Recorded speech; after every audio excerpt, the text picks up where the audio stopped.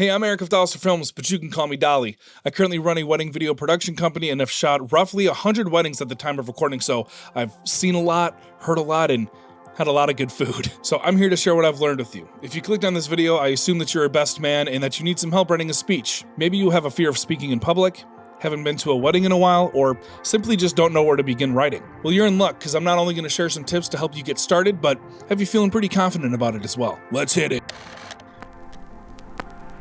Tip number 1, we're gonna get the easiest and simplest one out of the way here. Share 3 stories. 3 is the magic number. We got a beginning, middle, and end, and it's gonna be a perfect transition after the "for those that don't know me" line. The first story you're gonna share is how you and the groom first met, or if you're brothers, what growing up with him was like. This will provide a lot of context as to why you were chosen as the best man and give a speech, and also provide a lot of unique insight that nobody else really knows about. The second story you should share is the first time you met the bride. Share your first impression of her, how her and the groom paired with each other, and how he was around her. The third story you should share is a time you've noticed how the groom has grown since being with his now bride. This will flow naturally into you summarizing everything and giving your final words and toast. This is simple, easy, and allows you to add your character or your jokes or anything that you want into the mix. Tip number 2, bring a prop or gift. This can be something from yours and the groom's time together, or something that you believe represents the two of them, or anything you want really.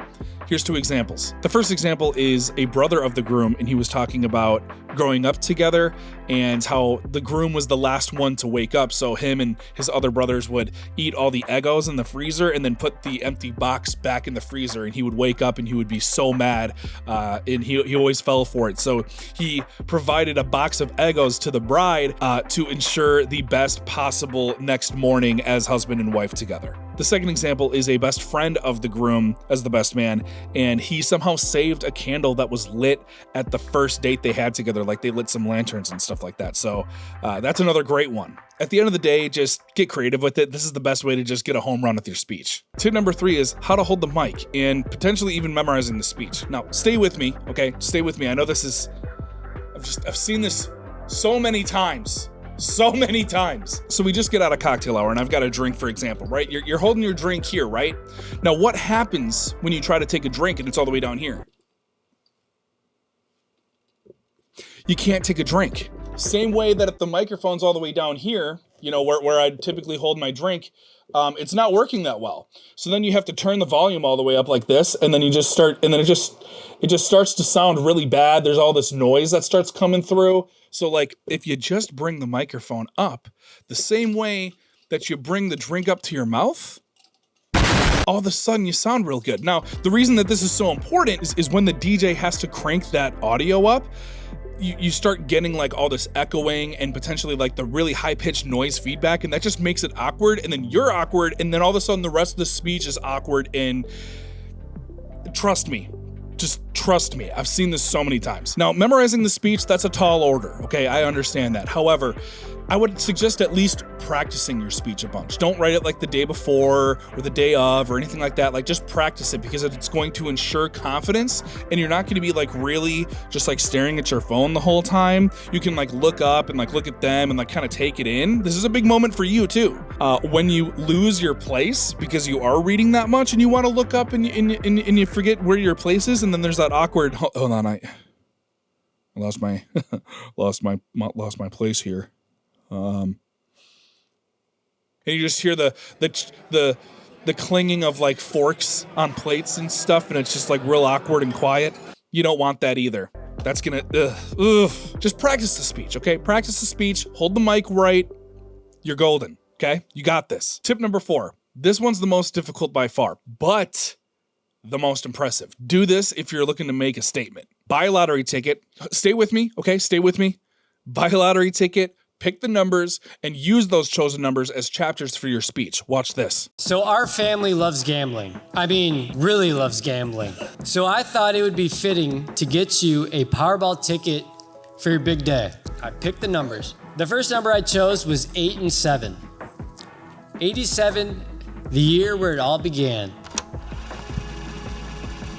The second number I picked was 9, the number of players on a baseball field. The next number I picked was 6. This is the number of times John has helped me and my family move in and out of homes. The next number, 7. The number of letters in the word brother. John, you are my brother. And like brothers, we terrorize our little sister. Sorry, Jenna. And the last number I chose was 50. I know you're all thinking it must represent the 50 plus years of happiness I wish for you, or maybe it represents the amount of bottles of Captain that we hid in your parents' basement ceiling tiles. 50 represents 50%. My cut when this ticket wins. Raise a glass. John and Christine, I love you guys. Tip number 5, don't do the Google jokes. Please. Don't do the Google jokes. They're lame and lack any originality or anything about the couple. Examples are as follows. Well, from what I've heard, the best man's speech is supposed to be as long as the groom lasts in bed. All right, everyone, have a good night. I'd like you to place your hand on top of your wife's. Now, I'd like everyone here to be witness to the last time he will have the upper hand. Yes, I'd like you to both look deep into each other's eyes. You are now looking at the person most likely to murder you. You know, that crap, again, just don't do it. Anyways, I hope that this has helped you get started on writing your speech. Also, feel free to check out this playlist of tips and tricks for engaged couples here as well. I'm slowly building that up over time. Thank you guys for watching, and until next time, take her easy.